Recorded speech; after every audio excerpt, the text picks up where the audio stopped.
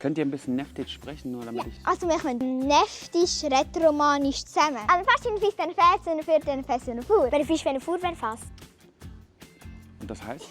Wir sind heute bei Quatsch mit Gofen. Ah! Wollen Sie lieber, dass wir mit dir Schweizerdeutsch reden oder Hochdeutsch? Das ist geil, dass du mich in einem Satz gesiezt und geduzt hast. Bitte so, wie ihr euch Du wohlfühlt. willst doch sicher Schweizer werden. Dafür habe ich geheiratet. Nein, nochmal von vorne. Und Das ist eine Kindersendung. haben wir einen Einbürgerungstest. Oh, wow. Schweizer Gofferpass, das ist ja lustig. Aber noch nicht. Ah. Du musst ihn zuerst bestehen. Als erstes musst du dich begrüßen auf Schweizerdeutsch. Salut zusammen, ich bin der Kaya Janer, ich bin Komiker und ich bin zu Gast bei Schweizer Golf.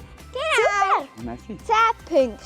Kannst du mir beantworten, welche alle Landessprachen es da gibt? Die Schweiz ist ja ein besonderes Land, weil es ja 4 anerkannte offizielle Sprachen gibt. Das ist Schweizerdeutsch, Italienisch, Französisch und Rätoromanisch.